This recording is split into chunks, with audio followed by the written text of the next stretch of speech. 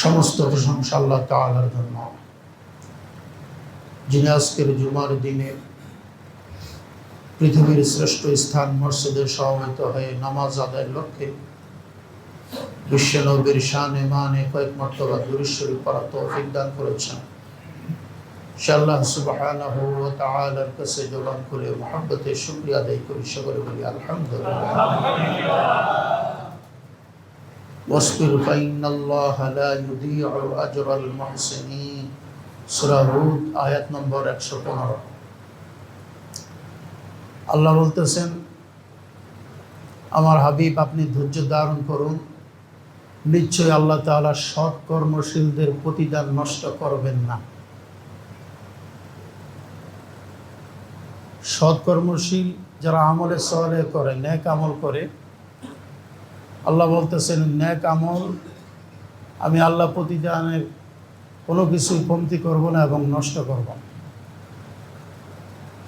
ফামান ইয়ামাল মিসকালা যাররাতিন খায়রান ইয়ারা ওয়া মান ইয়ামাল মিসকালা যাররাতিন শাররান ইয়ারা। আল্লাহ বলতেছেন কেউ যদি জররা পরিমাণ নেক আমল করে সেটা আমি আল্লাহ তাআলা সেদিন তাকে দেখিয়ে দিব। অনুরূপ যদি অন্যায় করে সেটাও আমি আল্লাহ তাআলা সেদিন তাকে দেখিয়ে দেব। জাররাটা কি? জাররা হলো রৌদ্রের ভিতরে কিছু ময়লা উঠতে দেখা যায়, জ্বালানা খুলে রাখলে জ্বালানার ভিতরে দিয়ে যদি বাইরে থেকে রোদের আলো প্রবেশ করে তাকে দেখবেন রোদের আলোর সহিত কিছু উঠতেছে, খালি চোখে দেখা যায়। এটাকে আরবিতে বলা হয় জাররা।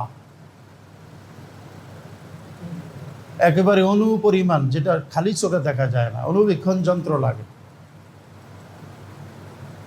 আল্লাহ বলতেছেন এতটুকুন যদি ভালো আমল করো সেটাও আমি দেখিয়ে দিব, আবার এতটুকুন যদি খারাপ আমল করো সেটাও দেখিয়ে দিব। এমন কিছু নেক আমলের আমল আছে যেটা কিরামান কাতিবিন টের পায় না, কিন্তু আল্লাহ তাআলা জানেন, আল্লাহ তাআলা টের পান। ফেরেশতারা কল্পনাও করতে পারে না যেখানে নেকির কাজ হয়েছে, ফেরেশতারা কল্পনাও করতে পারে না এখানে গুনার কাজ হয়েছে। সেদিন আল্লাহ তাআলা এমন কিছু যেটা ফেরেশতাদের চোখের আড়ালে ছিল, চোখ ফাঁকি দিতে পেরেছে, আল্লাহ তাআলার ইলম এবং আল্লাহ তাআলার কুদরতের চোখ ফাঁকি দিতে পারে নাই, কিয়ামতের দিন আল্লাহ এটা উঠিয়ে ধরবে। এইভাবে যখন উঠাইতে থাকবেন কোনো কোনো বান্দা সেদিন আশা ছেড়ে দিবে, বোধহয় জান্নাত আমার কপালে নাই, অথচ সে দুনিয়া একজন ভালো ফরেজগার লোকছে। মান নুকিশা উযযিবা, হাদিসে বিশ্বনবী বলেছেন আল্লাহ যদি কারোর পাই টু পাই হিসাব নেওয়া শুরু করেন অবশ্যই তাকে শাস্তি দিবেন। আল্লাহর কাছে জবাব দেওয়ার ক্ষমতা পৃথিবীর কোনো ভালো আমলদারের নাই। আর আল্লাহ যদি মাফ করে দেন, পৃথিবীর শুধু নয় কারোর ক্ষমতা নাই আল্লাহর কাছে জবাব চাওয়া, কেন মাফ করলেন। ইয়াউমা ইয়াকুমুর রূহু ওয়াল মালাইকাতু সাফফা লা ইয়াতাকাল্লামুনা ইল্লা মান আযিনা লাহুর রহমান ওয়া ক্বালা সাওয়াবা। আল্লাহ বলেছেন সেদিন সকলে কাতার হয়ে দাঁড়াবে, কাতারবদ্ধ হয়ে দাঁড়াবে ফেরেশতারা এবং মানুষের রূহগুলা সফান। আল্লাহ বলেছেন কাতারবদ্ধ হয়ে দাঁড়াবে, ফেরেশতাদের কাতারে লাইনে ফেরেশতা, মানুষের রুহুর লাইনে মানুষ, হাজারো লাখো কোটি কোটি মানুষ সেদিন হাসর মহা ময়দানে দাঁড়িয়ে যাবে। ইয়াউমা ইয়াকুমুল হিসাব, যেদিন হিসাবের দিন, লা রাইবা ফি, আল্লাহ বলেছেন কোনো সন্দেহ নাই সেদিন। লা ইয়াতাকাল্লামুন, কেউ কথা বলতে পারবে না, ইল্লা মান আযিনা লাহুর রহমান, সেই কথা বলতে পারবে যাকে আল্লাহ তাআলা অনুমতি দিবেন।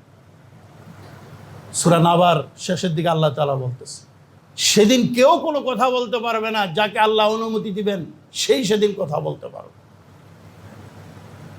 সেই কিয়ামতের দিন ভয়ঙ্কর দৃশ্য, এত বেশি ভয়ঙ্কর হবে। ওয়াতাদাউ কুল্লু যাতি হামলিন হামলাহা ওয়া তারান নাসা সুকারা ওয়া মা হুম বিসুকারা ওয়ালাকিন্না আযাবাল্লাহি শাদীদ। সূরা হজে আল্লাহ বলতেছেন আমার হাবিব সেদিন মানুষগুলো কেমন যেন মাতালের মতো হয়ে যাবে আযাবের ভয়ঙ্কর দৃশ্য দেখে। দুগ্ধ দানকারিনী মা তার সন্তানের কথা সেদিন ভুলে যাবে। গর্ভবতী অবস্থায় যদি ইন্তেকাল করে গর্ভ খালাস হয়ে যাবে সেদিন, কিন্তু কারো কোনো ফিলিংস থাকবে না, শুধু থাকবে যে আজকে আমার পরিণাম কি হবে, এটাই ফিলিংস, যে আমার পরিণাম কি হবে, আমি জাহান্নামে চলে যাচ্ছি কিনা, আমার বেলায় ঘোষণা হয় কিনা যে এখনই জাহান্নামে যাও, এখনই আযাবের ফেরেশতারা জাহান্নামের হ্যান্ডকাপ পরিয়ে আমাকে শিকল দিয়ে পেঁচিয়ে জাহান্নামে নিয়ে যাবে কিনা। কারণ ফেরেশতাদের অবস্থা, আযাবের ফেরেশতাদের অবস্থা এরকম হবে সেদিন, জাহান্নামী ফেরেশতাদেরকে আল্লাহ তাআলা হাতের ভিতরে জাহান্নামের আগুনের শিকল দিয়ে দিবেন, হ্যান্ডকাপ দিয়ে দিবেন। একজন দুইজন না, 100 200 না, 1000 2000 না, 1 লক্ষ 2 লক্ষ না, কোটি কোটি হাজার হাজার কোটি কোটি ফেরেশতা আল্লাহ তাআলা চতুর্দিকে এই কাজে নিয়োজিত করবেন, এরা খালি ঘুরবে। এই দৃশ্য দেখে মানুষ অস্থির হয়ে যাবে, বোধহয় আমাকেই এখন ধরতেছে। কত ভয়ঙ্কর দৃশ্য হবে সেদিন।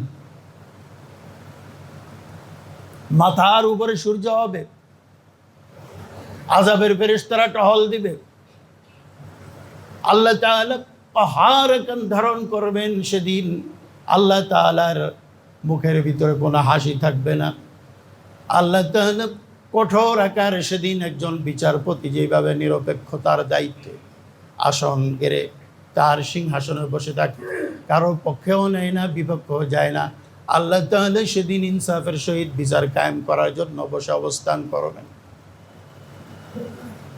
মানুষগুলি অস্থির হয়ে যাবে সেদিন। আল্লাহ তাআলা ঘোষণা দেবেন, ইয়া ইবাদি লা খাউফুন আলাইকুমুল ইয়াওমা ওয়া লা আনতুম তাহজানুন। আল্লাহ দেখতেছেন সেদিন, দেখবেন মানুষগুলি অস্থির হয়ে যাচ্ছে, যারা নেক আমল করতো তারাও ভয় পেয়ে যাচ্ছে, বোধহয় জান্নাতে যাইতে পারবো না। আল্লাহ বলবেন, আমার বান্দারা কোনো ভয় নাই। এতটুকুন ঘোষণা যখন দিবেন তখন যারা কাফের ছিল, যারা অপরাধী ছিল, তারাও আশাহত হবে। তারা তখন মনের ভিতরে একটা আগ্রহ সৃষ্টি হবে তাদের, তারা বলবে বোধহয় আমিও বেঁচে গেলাম। পরক্ষণেই আল্লাহ তাআলা আবার ঘোষণা দিবেন, আল্লাযীনা আমানু বিআয়াতিনা ওয়া কানু মুসলিমিন। তারাই শুধু নির্ভয়ে থাকো যারা আমার কোরআনকে বিশ্বাস করেছো, আমার কথাগুলি বিশ্বাস করেছো, আমার ইসলামকে মেনেছো এবং সৎ আমল করেছো। আল্লাযীনা আমানু বিআয়াতিনা ওয়া কানু মুসলিমিন, এবং মুসলমান হয়ে সৎ আমল করে মরা অবস্থা পর্যন্ত আমলটা ধরে মৃত্যু অবস্থায় ঈমান হয়েছে, ঈমান অবস্থায় মৃত্যু হয়েছে, এই অবস্থায় হাসরের ময়দানে হাজির হয়েছো, তাদের কোনো ভয় নাই। সবাই না,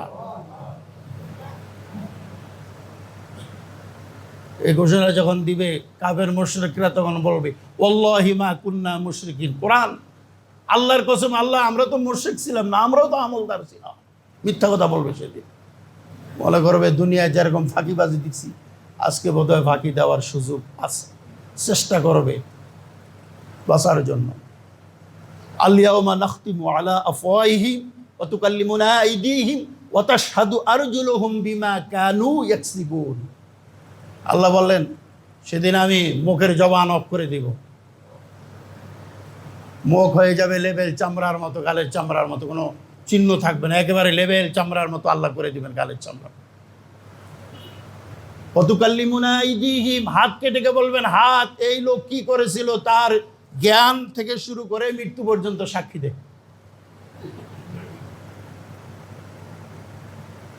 ওয়া তাশহাদু আরজুলুহুম, পা কেটে বলবেন, পা কি করেছিল সাক্ষী দে।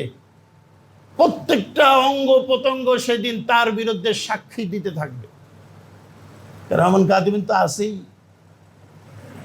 এবার আল্লাহ জবান খুলে দিবেন, দিয়ে বলবেন, আমার ফেরেশতারা যা সাক্ষী লিখেছিল, তোমার অঙ্গ প্রত্যঙ্গ তোমার বিরুদ্ধে যা সাক্ষী দিয়েছে, একটা কি মিথ্যা সাক্ষী দিয়েছে? বলে না।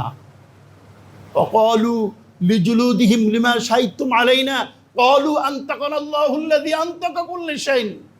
নিজে গুসায় ফেটেছে, হাত দিকে, পায়ের দিকে, অঙ্গ প্রত্যঙ্গের দিকে লক্ষ্য করে বলবে, আরে আমার বিরুদ্ধে তোরা সাক্ষী দিস কেন? আমি তো তোদের ভালো রাখার জন্য দুনিয়ায় কি না করেছি।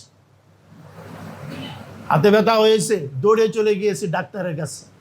হাতে ব্যথা হয়েছে, কোনো কিছু ধরি নেই, পায়ে ব্যথা হয়েছে, পা মালিশ করেছি, ডাক্তারের কাছে গিয়েছি, দামে ওষুধ ব্যবহার করেছি, কখনো হাঁটি নেই, গাড়িতে গিয়েছি, কষ্ট হবে তোর, মাথা ব্যথা হয়েছে, সাথে সাথে মলম দিয়েছি, ডাক্তারের কাছে দিয়েছি।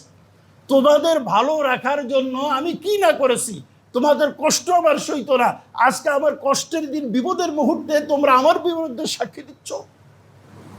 ক্বালু আনতাকানাল্লাহুল্লাযী আনতাকা কুল্লা শাইইন, তারা তখন বলবে আমরা তো নিজ থেকে বলতেছি না, আল্লাহ তাআলা সত্য কথা আমাদেরকে বলাচ্ছেন, আমরা ইচ্ছা করলেও মিথ্যা বলতে পারবো না, বললেও আমাদের আজকে কোনো রক্ষা নাই, সুতরাং আমাদেরকেও বাঁচতে হবে।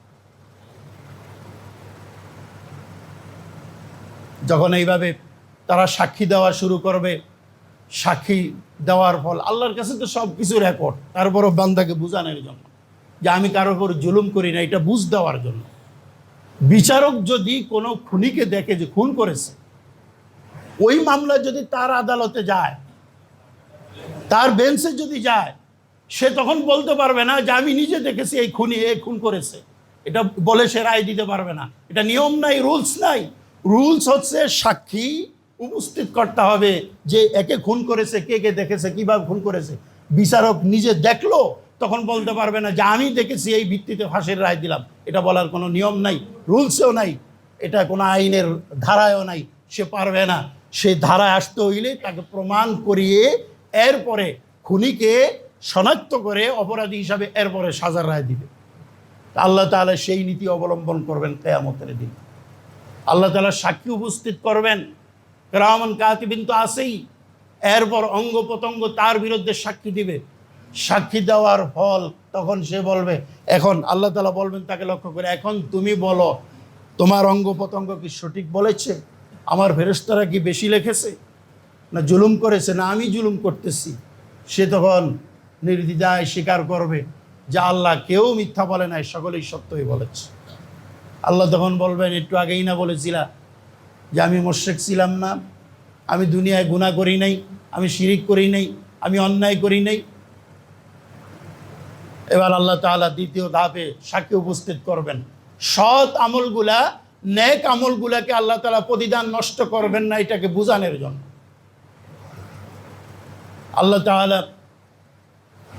ইসরাফিলকে ডাক দিবেন। ইসরাফিল, যে ইসরাফিল ফেরেশতার কাজ হচ্ছে সিংহায় ফুৎকার দেওয়া। বিশ্বনবী বলেছেন, মেরাজ রজনীতে আমি ইসরাফিলের দৃশ্য দেখে আমার নিজের ভিতরেই একটা আতঙ্ক কাজ করেছিল।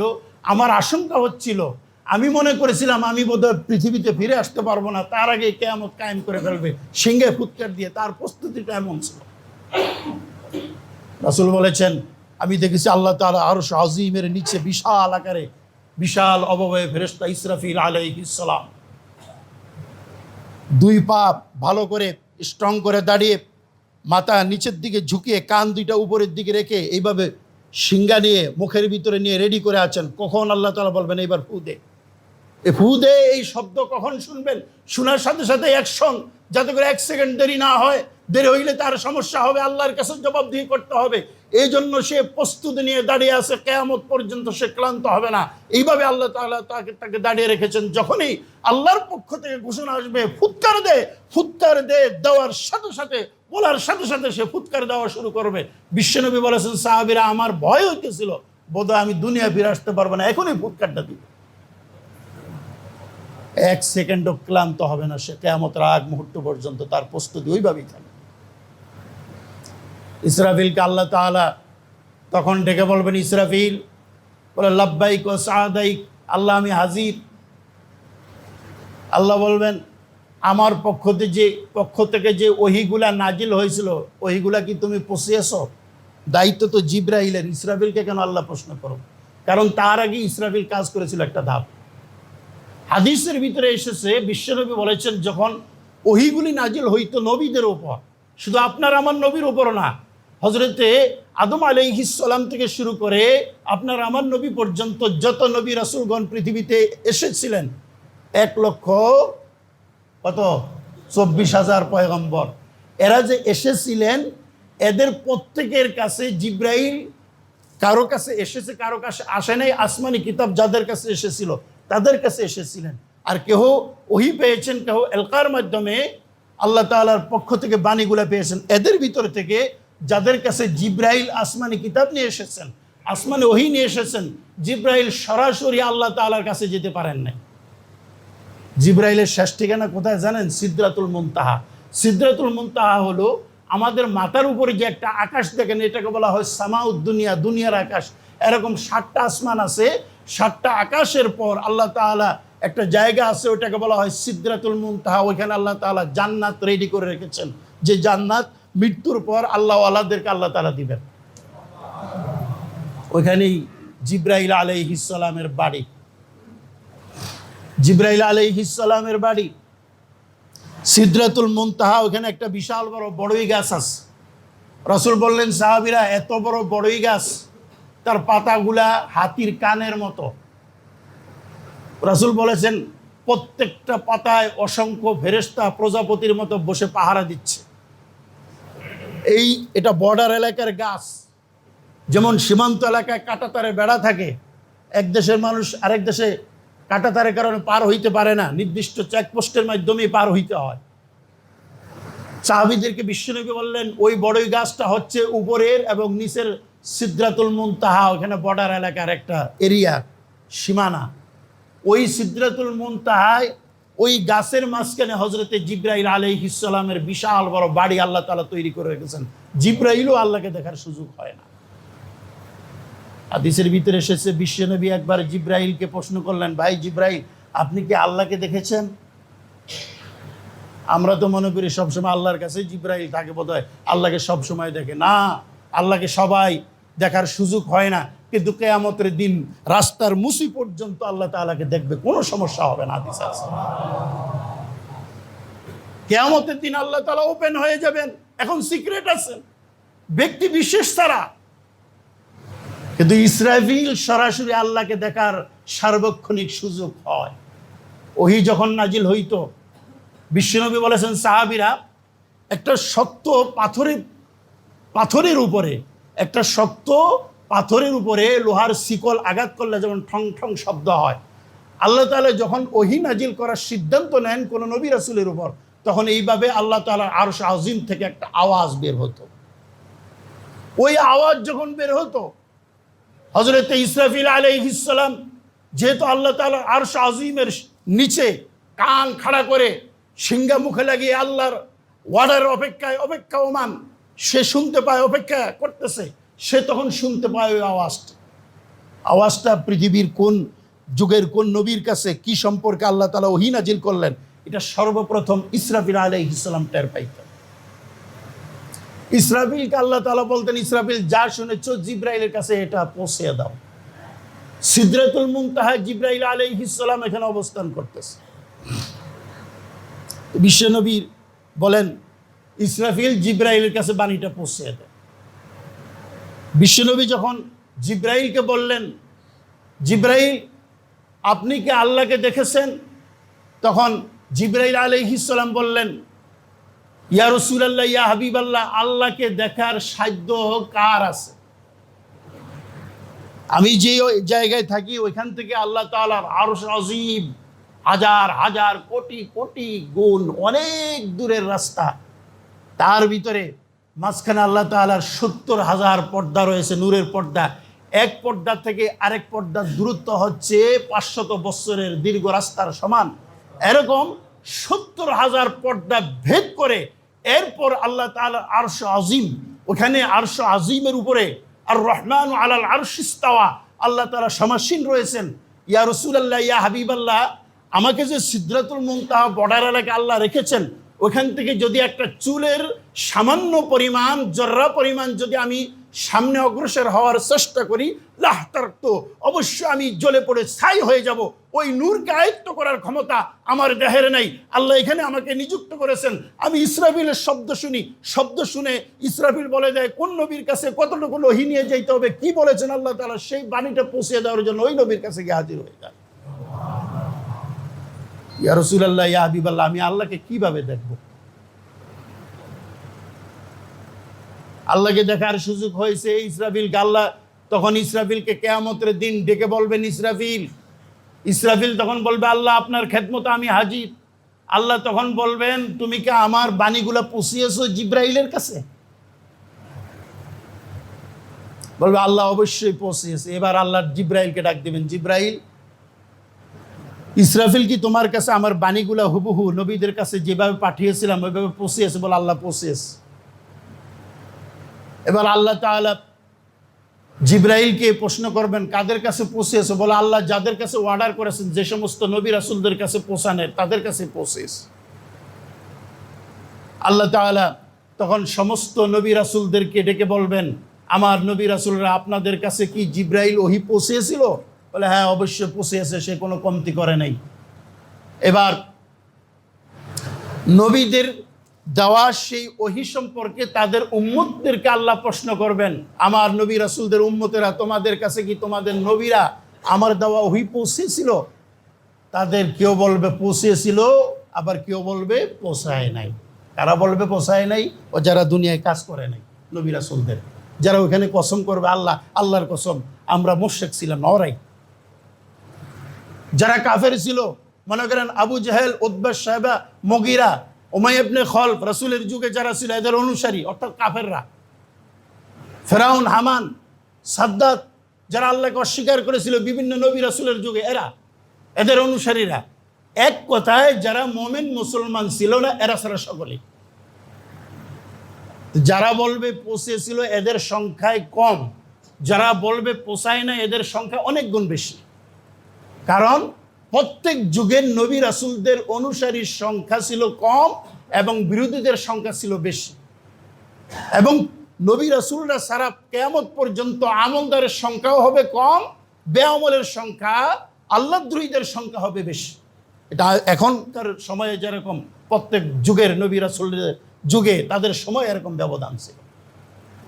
যারা বলবে পৌঁছায় নাই, আল্লাহ তাআলা প্রমাণের জন্য সকলকে দেখাইবেন, আল্লাহ সকলকে দেখাইবেন যে এরা অধিকাংশই বলবে পৌঁছায় নাই।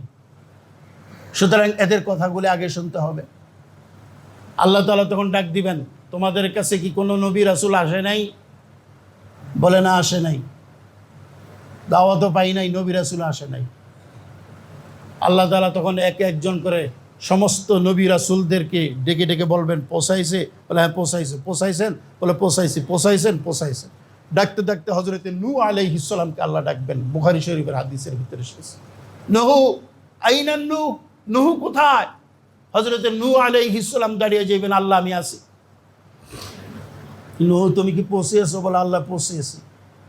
শুধু আল্লাহ একদিন দুই দিন নয়, আল্লাহ আমি 950 বৎসর দাওয়াত দিয়েছি। আল্লাহ 950 বৎসর। এর ফলশ্রুতিতে মাত্র 80 জন মুসলমান হয়েছে, 40 জন পুরুষ, 40 জন নারী। আর বাকি কওমের, দেশের লাখো কোটি কোটি জনতা সকলে আমার বিরোধিতা করেছে, আমার উপর টর্চারিং করেছে, আমার উপর হামলা করেছে, আমাকে কেউ জাদুকর বলেছে, কেউ পাগল করে বলেছে, কেউ আমাকে শারীরিকভাবে নির্যাতন করেছে, কেউ মানসিকভাবে কষ্ট দিয়েছে। আল্লাহ সকলের কাছে আমি পৌঁছেছি। আল্লাহ এবার ডেকে বলবেন, নূহ রে তোমার পক্ষে কোনো সাক্ষী আছে কিনা? হযরতে নূহ আলাইহিস সালাম বলবেন, আল্লাহ অবশ্যই আমার পক্ষে সাক্ষী আছে। আল্লাহ সব কিছু জানেন। তারপরেও হযরতে নূহ আলাইহিস সালামের সাক্ষীর বিষয়টিকে বিরোধীদের প্রমাণের জন্য আল্লাহ বলবেন, কারা সাক্ষী রে নূহ? তাদের নাম বলো, আমি দেখতে চাই। নূহ আলাইহিস সালাম তখন ডেকে বলবেন, আল্লাহ আমার পক্ষের সাক্ষী হলো উম্মতি মুহাম্মাদিরা, মুহাম্মদ সাল্লাল্লাহু আলাইহি সাল্লামের উম্মতেরা। এবার আল্লাহ প্রশ্ন করবেন, ও উম্মতি মুহাম্মাদিরা কোথায় আছো? দাঁড়িয়ে যাও। বিশ্বনবী বলেছেন, সাহাবীরা, দুনিয়ায় যারা হযরত নূহ আলাইহিস সালামের দাওয়াতের কথা শুনেছে, আমার উম্মতের ভিতরে যারা কোরআন পড়েছে, আমার উম্মতের এই সমস্ত ব্যক্তিরা দাঁড়িয়ে যাইবে হযরত নূহ আলাইহিস সালাম যে তার কওমকে 950 বছর দাওয়াত দিয়েছেন এটাকে সাক্ষী দেওয়ার জন্য। وقال نوح رب لا تذر على الأرض من الكافرين ديارا إنك يعتذرهم يضلوا عبادك ولا يلدوا إلا فاجرا كفارا رب اغفر لي ولوالدي ولمن دخل بيتي مؤمنا وللمؤمنين والمؤمنات ولا تزد الظالمين إلا تبارا আল্লাহ তাআলা সূরা নূহের শেষের দিকে বলেছেন, নূহ আলাইহিস সালাম মায়ের খাইতে খাইতে অতিষ্ঠ হয়ে আল্লাহকে বললেন, আল্লাহ এদেরকে ধ্বংস করে দাও। আপনারা ঘটনা জানেন, মহাপ্লাবন দিয়ে আল্লাহ শেষ করেছেন। ওয়ালাকাদ আরসালনা নূহান ইলা কওমিহি ফালাবিসা ফীহিম আলফা সানাতান ইল্লা 50 আমান। আল্লাহ বলেছেন, নূহকে আমি তার কওমের ভিতরে পাঠিয়েছি 950 বছর। সে দাওয়াত দিয়েছে 1000 থেকে 50 কম, অর্থাৎ 950 বছর দাওয়াত। এটা কোরআনুল কারীমে আল্লাহ বলেছেন। কোরআন যারা পড়েছে, কোরআন যারা বিশ্বাস করেছে, নূহ আলাইহিস সালামের কথা যারা শুনেছে, ঘটনা যারা পড়েছে, এরা দাঁড়িয়ে যাইবে। আল্লাহ অবশ্যই নূহ আলাইহিস সালাম তার কওমকে হেদায়েতের দাওয়াত দিয়েছিলেন, কম শোনে নাই, 950 বছর দিয়েছেন, টর্চারিং করেছে কম, তাকে মারপিট করেছে, তাকে নির্যাতন করেছে, মানুষের শারীরিকভাবে তাকে অসুস্থ করেছে। আল্লাহ অবশ্যই নূহ আলাইহিস সালাম সত্য বলেছেন, তার কওমকে দাওয়াত দিয়েছে। আল্লাহ এবার বলবেন, ও আমার নবী মুহাম্মদ সাল্লাল্লাহু আলাইহি সাল্লামের উম্মতেরা, তোমাদের অনেক পরে নূহ আলাইহিস সালামের কওমের অনেক আগেই তোমরা অনেক পরে এসেছো। নূহ আলাইহিস সালামের কওমের অনেক পর, তোমাদের অনেক আগে নূহ আলাইহিস সালাম এসেছেন। নূহ আলাইহিস সালামকে তো তোমরা দেখো নাই, তাহলে কিভাবে নূহ আলাইহিস সালামের পক্ষে সাক্ষী দাও? সেদিন কিয়ামতের দিন কোরআন যারা পড়বে, যারা পড়েছিল নূহ আলাইহিস সালামের কথা যারা শুনেছিল, বলেছিল, আল্লাহ তাআলার কাছে তখন বলবে, আল্লাহ আমরা কোরআন পড়েছি, কোরআনের ভিতরে আপনি অসংখ্য নবী রাসূলদের আলোচনা করেছেন, তার ভিতরে নূহ আলাইহিস সালামের কওমের কথা বলেছেন, আমরা শুনেছি, পড়েছি, আমল করেছি, বিশ্বাস করেছি। ও আল্লাহ তাআলা, সেই দৃষ্টিকোণ থেকে আমরা বিশ্বাস করি আপনার কোরআন সত্য, লা রাইবা ফি, কোরআনের ভিতরে কোনো সন্দেহ নাই, আপনি নিজেও বলে দিয়েছেন। কোরআনকে আমরা বিশ্বাস করি, সেই বিশ্বাসের আলোকেই বলেছি অবশ্যই নূহ আলাইহিস সালাম তার কওমকে দাওয়াত দিয়েছেন।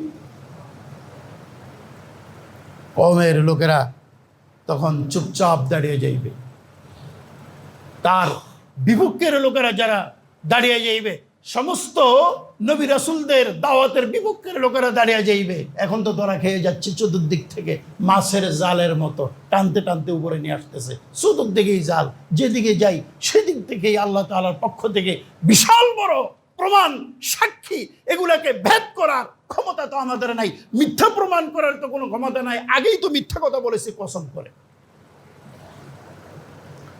এবার হযরতে মুহাম্মদ সাল্লাল্লাহু আলাইহি সাল্লামের উম্মতদেরকে আল্লাহ তাআলা অর্থাৎ আমাদেরকে লক্ষ্য করে বলবেন, তোমরা কিভাবে কোরআন পড়লা আর কিভাবে কোরআন জানলা। এবার আমরা সেদিন সাক্ষী দিব, আল্লাহ তাআলা আপনি একজন নবী আমাদের জন্য পাঠিয়েছেন, সর্বশেষ সর্বশ্রেষ্ঠ রাসূল নবী মুহাম্মদুর রাসূলুল্লাহ সাল্লাল্লাহু আলাইহি সাল্লাম। আল্লাহ নবীকে দেখি নাই, কিন্তু নবীর উপর ঈমান এনেছি, সেই নবীর উপর আমল করেছি, নবীর কথা কাজগুলো আমল করেছি, তার উপর কোরআন নাজিল হয়েছিল, কোরআনকে আমরা বিশ্বাস করেছি, তার উপর আমল করেছি। আপনাকে না দেখার উপর আমরা বিশ্বাস করেছি, আমল করেছি। আল্লাহ আপনি বলেন আপনার কোরআন সত্য কিনা, যদি কোরআন সত্য হয়ে থাকে তাহলে অবশ্যই আমাদের দাবিগুলোও সত্য।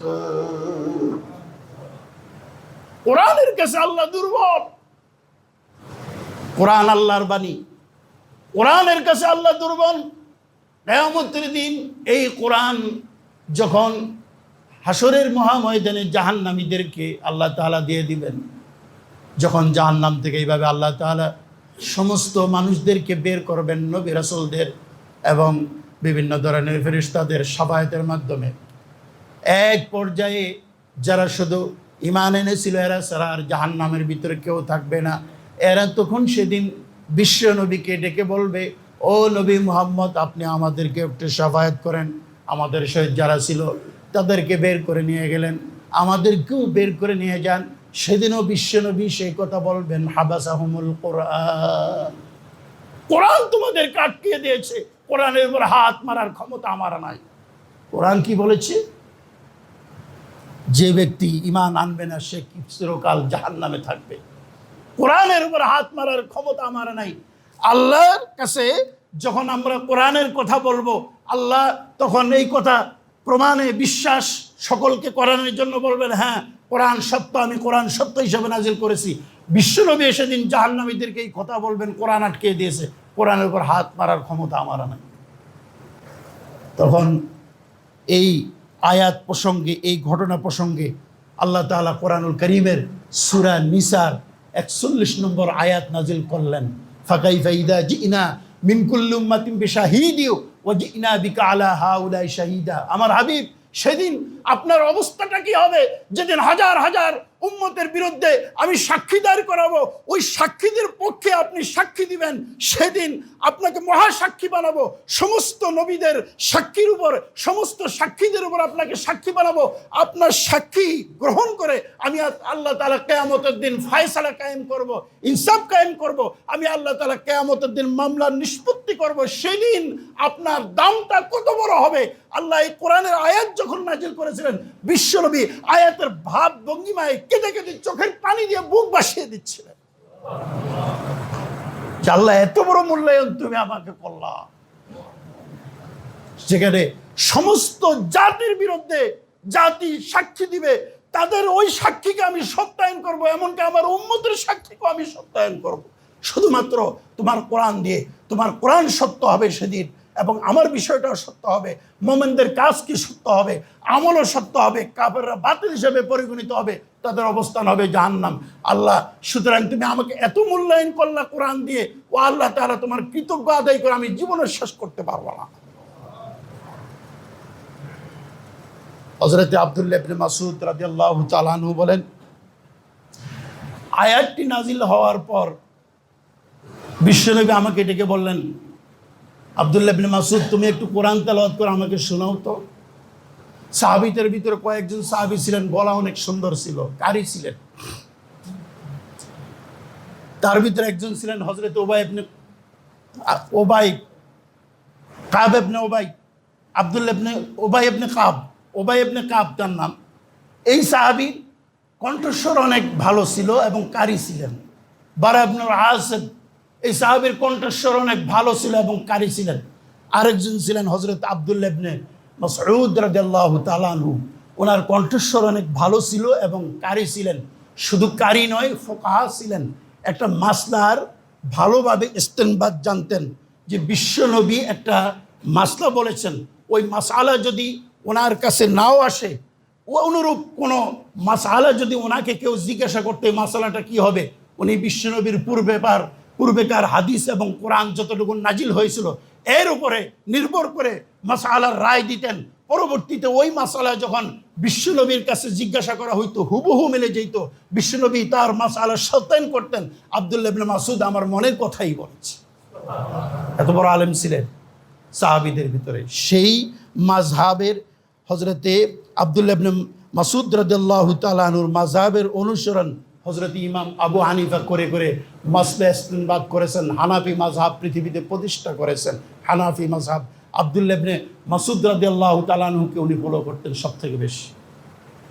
দেখেন না, ঈদের নামাজের আমরা 6 তাকবীরে আমরা পড়ি, 6 তাকবীরের হাদিস সিয়াসাত্তার কিতাবের ভিতরে নাই, অন্য হাদিস আছে।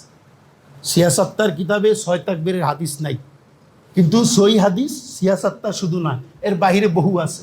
ইমাম বুখারী কি বলেছেন, হাফিজতু মিয়াত আলফান হাদিসান সহিহান, আমি 1 লক্ষ সহি হাদিস মুখস্থ করে মাত্র 4000 বুখারী শরীফ এনেছি, বাকি 96,000 হাদিস আমি বুখারী শরীফে নিয়ে আসতে পারি নাই। ওয়াতারাকতু কাসীরান লিতুলিহা, উনি মুকদ্দমের ভিতরে ইমাম বুখারী বলেছেন, কেন করি নাই এই কারণে মাত্র 4000 হাদিস বুখারীতে নিয়ে এসেছি, তারপরে পৃথিবীর মানুষ পরে শেষ করতে পারবে না, অধৈর্য হয়ে যাবে।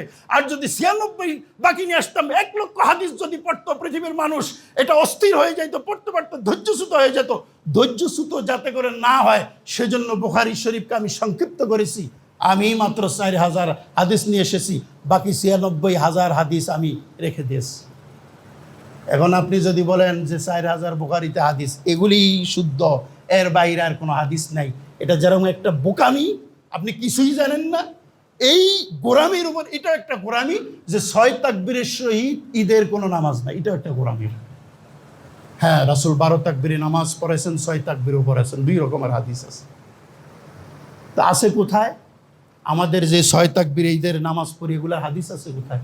মুসান্নাফ ইবনে আবি শাইবার ভিতরে আছে, বিভিন্ন হাদিসের কিতাবের ভিতর আছে, যেগুলি মুসান্নাফ আব্দুর রাজ্জাকের ভিতর আছে, মুস্তাদরাক হাকিমের ভিতর আছে, আর অন্যান্য সহিহ হাদিসের যেই হাদিসগুলো ইমাম বুখারী তার পাণ্ডুলিপি অনেক বড় হয়ে যাবে সেই জন্য নিয়ে আসেন নাই, ওনারা নিয়ে এসেছেন, ওগুলোর ভিতর আছে। যারা 12 তাকবীর পড়ে তাদেরটাও সহিহ, যারা 6 তাকবীর পড়ে তাদেরটাও সহিহ। রাসূল 2 ধরনের আমল করেছেন। কিন্তু সমস্যা হচ্ছে যে আমরা গোড়ামিটাকে এমনভাবে এঁকে নিয়েছি, যারা আমাদের 6 তাকবীরের আমল করে না, 12 তাকবীর, এরা বলে তোমাদের এই নামাজ হয় না, নামাজ ঠিক না। আবার আমাদের ভিতরে অতিরিক্ত কিছু গোরামি মার্কার লোক আছে, এরা 6 তাকবীর যারা ঈদের নামাজ পড়ে এদেরকে বলে তোমাদের নামাজ হয় না। না, ঠেলাঠেলি করবেন না। সব জায়গায় রফিয়াদাইন যেরকম 5 ওয়াক্তের ভিতরে আছে, রফিয়াদাইন ছাড়াও 76 বাইরে হাদিস আছে, 76 ভিতরে আছে। ঈদের নামাজে 6 তাকবীরে যেরকম আছে, 12 তাকবীরে আছে। যেটা আমল করে আসতেছে, হাদিসের উপর আমল হচ্ছে, ঠেলাঠেলি করার কোনো প্রয়োজন নেই।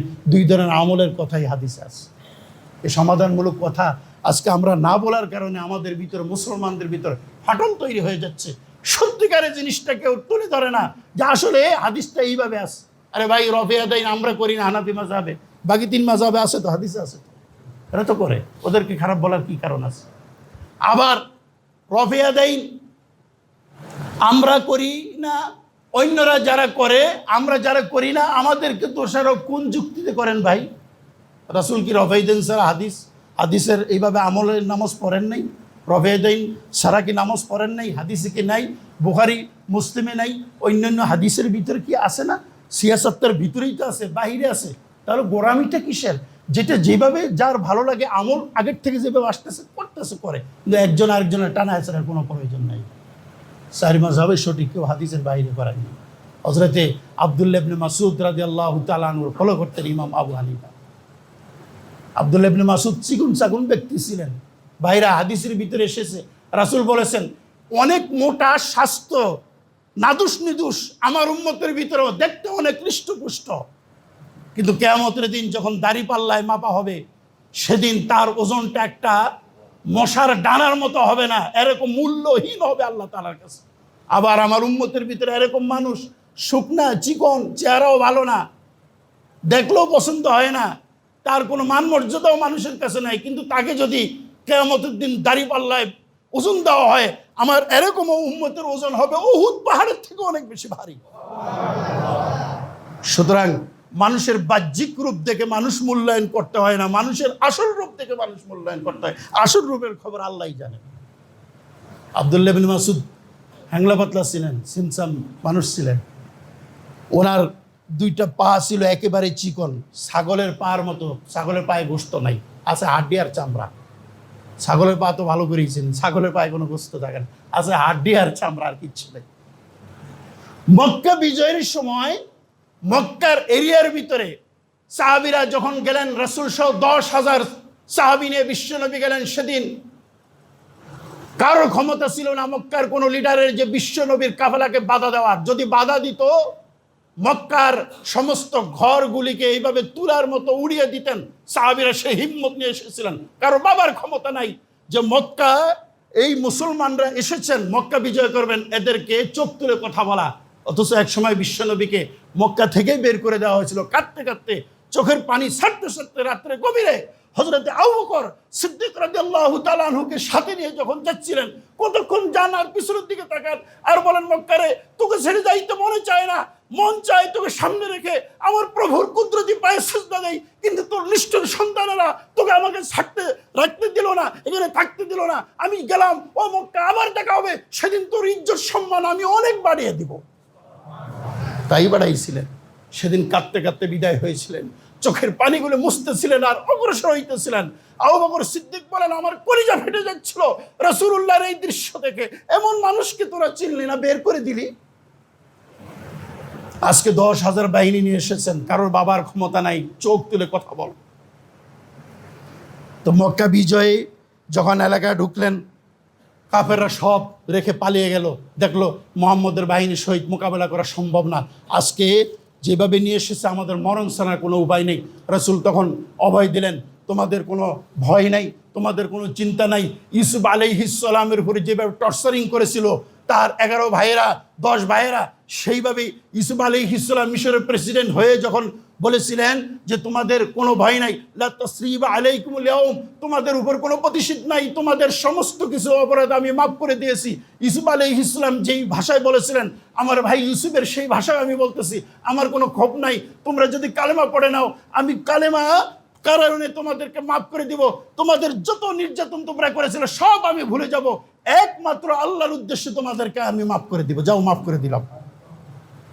সেদিন আব্দুল্লাহ ইবনে মাসউদ রাদিয়াল্লাহু তাআলা আনহু মক্কার এরিয়ার ভিতরে দেখেন একটা গাছ, ফলের গাছ, এখন তো এগুলি মুসলমানদের অধীনে। কোনো কাফেরের অধ্যুষিত এলাকায় যদি মুসলমানরা ইসলামের জন্য হানা দেয়, জয় করে, তাহলে কাফেরের পরিত্যক্ত সম্পত্তি মুসলমানদের জন্য হয় মালে গনিমত। যুদ্ধ ছাড়া যদি হয় ওটাকে বলা হয় মালে ফায়, এটা মুসলমানদের জন্য জায়েজ, এটা ইসলামের নিয়ম, হাদিসের নিয়ম। তো কাফেরদের পরিত্যক্ত যত জায়গা জামেন সব তো ফেলে হয়ে গিয়েছে, এখন মুসলমানদের অধীনে হয়ে গেছে। মক্কার এলাকার ভিতরে একটা গাছ ছিল, চেরি ফল জাতীয় গাছ। চেরি ফল ফলের দোকানে দেখবেন বিক্রি হয়, লাল বয়মের ভিতরে, কাঁচের বয়মের ভিতরে রাখে, লাল টকটকে, মাঝখানটা কাটা থাকে, পানি দিয়ে অনেকে খায়, মশলার ভিতরে অনেক সময় দেয়, বা বিবাহের অনুষ্ঠানে বিভিন্ন খাবারের ভিতরে দেয়। চেরি ফল, চেরি ফল জাতীয় একটা গাছ ছিল, গাছের ফলগুলো এরকম লাল টকটকি ছিল, ছোট। ওই গাছের ফলগুলো পেকে গিয়েছিল, মিষ্টি ফল। সাহাবীরা তখন বলে যে গাছে উঠো, একজন উঠে নাড়া দাও, আমরা একটু ফল খাই। গাছে উঠবে কে? আব্দুল্লাহ ইবনে মাসউদ তো চিকন মানুষ, এবং চিকন মানুষ ছিলেন, ছোটোখাটো মানুষ ছিলেন, পায়ে গোশত একদম কম ছিল। তো বলে আব্দুল্লাহ ইবনে মাসউদকে উঠানো হোক, ছোটোখাটো মানুষ, গাছেও ভার সইবে, আমাদেরও সুবিধা হবে। তো ইবনে মাসউদকে উঠিয়ে দিল। উঠিয়ে দেওয়ার পর উনি গাছের ডাল ঝেড়ে ঝেড়ে ঝেড়ে ঝেড়ে, বড়ই গাছে উঠলে বড়ই যেভাবে পারে এভাবে পারতেছেন, ঝেড়ে ঝেড়ে গাল ধরে ধরে ঝেড়ে ঝেড়ে পারতেছে না, টপ টপ করে পড়তেছে। সাহাবীরা খাইতেছে। নিচের থেকে সাহাবীরা উপরের দিকে তাকিয়ে দেখে পা দুইটা একেবারে চিকন, ছাগলের পার মতো। একজন বলেই বললো, আরে আব্দুল্লাহ ইবনে মাসউদ এত চিকন, খায় না তো ঠিক মতো, পা দুইটা পা মনে হয় না, ছাগলের পার মতো মনে হয়। বিশ্বনবী প্রতিবাদ করে শুনে বললেন, সাহাবীরা কে কি বললা, আমার কানে আসছে, এই পাকে এত তুচ্ছ মনে করতেছো? আল্লাহর কসম করে আমি নবী বলতেছি, আব্দুল্লাহ ইবনে মাসউদের পা দুইটা তোমাদের পছন্দ হয় না, কিয়ামতের দিন আল্লাহ তাআলার মিজানে যখন তার এই একটা পা এভাবে উঠানো হবে, উহুদ পাহাড় থেকে অনেক গুণ ভারী হয়ে যাবে সেদিন। আমার আব্দুল্লাহ ইবনে মাসউদকে আমি চিনি শুধুমাত্র আমলের কারণে। রাসূল বললেন, ইবনে মাসউদ একটু তেলাওয়াত করো তো, কোরআন শুনি। কণ্ঠস্বর অনেক ভালো ছিলেন। আব্দুল্লাহ ইবনে মাসউদ বলেন, ইয়া রাসূলুল্লাহ, আপনি আমার থেকে কোরআন শুনবেন, অথচ কোরআন আপনার উপর নাজিল হয়, শুনবো তো আমরা আপনার কাছ থেকে। রাসূল বললেন, না, আমার আল্লাহ নির্দেশ প্রদান করেছেন তোমার কাছ থেকেও যেন কোরআন শুনি, তুমি একটু তেলাওয়াত করো। বলেন, আমি সূরা নিসা শুরু করলাম। শুরু করতে করতে যখন এই আয়াতে এসে ঠেকলাম, ফাকাইফা ইযা জিনা মিন কুল্লি উম্মাতিন বিশাহিদিন ওয়া জিনা বিকা আলা হাউলাই শাহিদা। এই আয়াতের সাক্ষী ওইটার ভাবভঙ্গি আমার মূল কথার ভিতরে। যা সেদিন অবস্থা কি হবে আমার হাবিব, যখন সমস্ত নবী রাসূলদের বিরুদ্ধে অন্যরা সাক্ষী দেবে, তাদের বিরুদ্ধে যখন আপনার উম্মতকে সাক্ষী নিব, আপনার উম্মতের পক্ষে আপনাকে সাক্ষী নিব, আপনি সাক্ষী দিবেন, সকল সাক্ষীর মহাসাক্ষী হবে। সে সাক্ষীর উপর ভিত্তি করে কাফেরদের বাতিল দাবিকে আমি প্রত্যাহার, এগুলোকে ছেড়ে দিব, ফেলে দিব, মুসলমানদের দাবিকে আমি গ্রহণ করব, তাদের আমলের প্রতিদান সেভাবে দেখিয়ে দিব। এই আয়াতের ভাবভঙ্গিমায় যখন এরকম রাসূল করিম সাল্লাল্লাহু আলাইহি সাল্লাম ওই পর্যন্ত যখন শুনলেন, ইবনে মাসউদকে বললেন থাম, মাহলান, থামো থামো। উনি বলেন, আব্দুল্লাহ ইবনে মাসউদ বলেন, আমি তো কোরআন শরীফ দেখে দেখে মনোযোগ সহকারে পড়তেছি, তাকে দেখতেছি দুই চোখে পানি দিয়ে ওনার গাল মোবারক ভিজে যাচ্ছে, দাড়ি ভিজে যাচ্ছে, বুকের ভিতরে ভিজে যাচ্ছে। আমি তখন এটা শিওর হইলাম, এটার কারণ কি? কারণ হচ্ছে এটাই, বিশ্বনবী বললেন কিয়ামতের দিন আল্লাহ তাআলা আমলের প্রতিদান এইভাবে দেখিয়ে দিবেন, যেটা মুনকার নকিরের চোখেও পড়ে নাই। আল্লাহ তাআলা দেখিয়ে দিবেন ছোট একটা যদি আমল করে ইখলাসের নিয়তে আল্লাহর সন্তুষ্টির জন্য, পরকালে মুক্তির জন্য, এবং ছোট একটা খারাপ কাজও করে সেটাও আল্লাহ দেখিয়ে দিবেন। আমলের প্রতিদান এইভাবে যখন দেওয়া হবে, দিতে দিতে দিতে দিতে যখন মানুষগুলাকে আল্লাহ তাআলা জান্নাতে পৌঁছাইতে থাকবেন, তখন এক পর্যায়ে দুনিয়ার বুকে যারা বিপদের ভিতরেও আমল করেছিল এদের প্রতিদানগুলি যখন আরো বেশি দেওয়া হবে, তখন তারা আফসোস করবে, আল্লাহ যদি আমাদের বিপদ এইভাবে না দিয়ে আমাদের শরীর যদি কেসি দিয়ে কাটা হইতো, এরকম কষ্ট যদি দেওয়া হইতো, তাহলে এটার প্রতিদান আরো বেশি পেয়ে যাইতাম, চিরস্থায়ী সুখী আমরা হইতাম। সেদিন আফসোস করবে। আল্লাহ তাআলা সেজন্যই বলেছেন, আমি কারোর প্রতিদান কোনোদিন নষ্ট করব না।